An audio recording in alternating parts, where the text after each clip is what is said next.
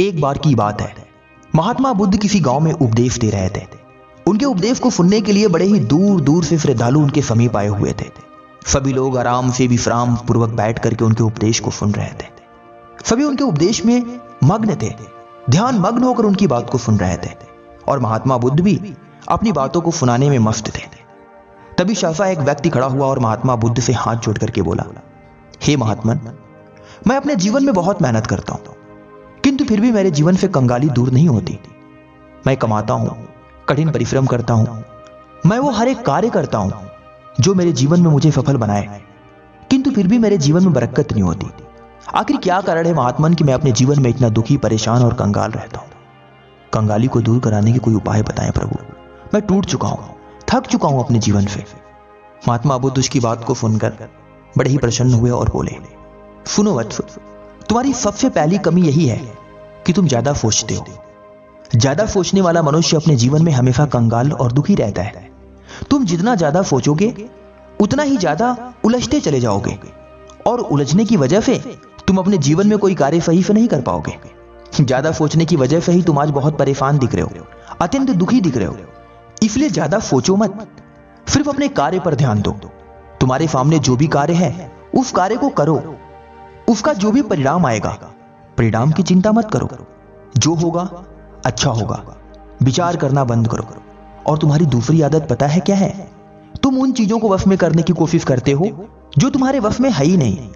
जिस प्रकार हम सूरज को डूबने से नहीं रोक सकते, जिस प्रकार हम सूरज को उगने से नहीं रोक सकते, जिस प्रकार चांद को चमकने से नहीं रोक सकते, जिस प्रकार हम समय को आगे बढ़ने से नहीं रोक सकते, उसी प्रकार हमारे जीवन में भी कुछ ऐसी घटनाएं होती हैं जिन्हें हम नहीं रोक सकते।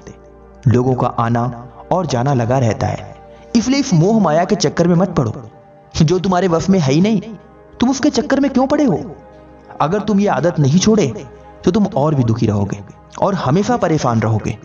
ऐसा करके तुम अपने आप को ही नहीं अपितु अपने आत्मा को भी दुख दे रहे हो। सुनो वत्स, जो तुम्हारा है वो तुम्हारे पास रहेगा और जो तुम्हारा नहीं है वो तुम्हारे पास से भी आकर चला जाएगा। इसलिए उन चीजों को वश में करने की कोशिश मत करो जो तुम्हारे वश में नहीं है। हमेशा खुश रहोगे। ध्यान दो वत्स, तुम्हारी तीसरी और सबसे बुरी आदत है जरूरत से ज्यादा अच्छे बनकर हर किसी को खुश करने की कोशिश करते हो। इसी वजह से तो तुम और भी दुखी रहते हो।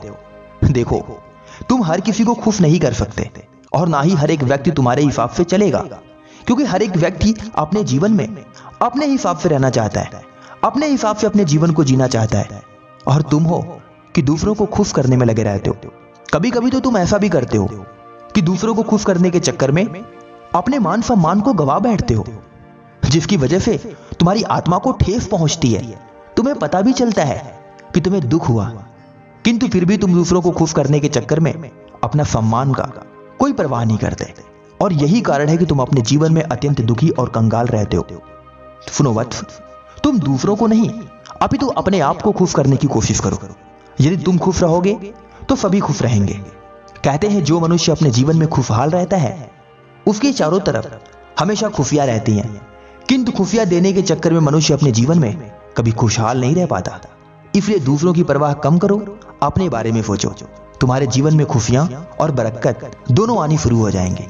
सुनो वत्स, तुम्हारे जीवन में दुख आने का चौथा कारण है तुम हमेशा नकारात्मक लोगों के करीब रहते हो। तुम हमेशा उन लोगों के करीब रहते हो जो हमेशा हर एक काम में ना कहते हैं, जो हमेशा कहते हैं कि यह कार्य नहीं हो पाएगा, इस कार्य को करने में यह बाधा आ सकती है, इस कार्य को करने में वो बाधा आ सकती है, यह कार्य तुम्हारे बस की नहीं है, इस कार्य को करने के तुम योग्य नहीं हो। ऐसे लोगों के बीच में रहकर तुम और भी दुखी हो रहे हो। इसलिए अपने जीवन में खुशहाल रहना चाहते हो, अपने जीवन में कंगाली से बचना चाहते हो, तो हमेशा उन लोगों के साथ में रहो जो हमेशा सकारात्मक सोचते हैं और सकारात्मक विचार रखते हैं। ध्यान दो वत्स, तुम्हारी पांचवी आदत है तुम समय को टालते हो। हमेशा समय को टाल टाल करके अपने जीवन में परेशान रहते हो। तुम्हें भविष्य की चिंता लगी है, लेकिन तुम वर्तमान को भूल जाते हो और भविष्य की चिंता करने के चक्कर में वर्तमान में दिए गए कार्यों को तुम कर ही नहीं पाते हो और नतीजा ये होता है कि तुम हमेशा अपने जीवन में दुखी रहते हो।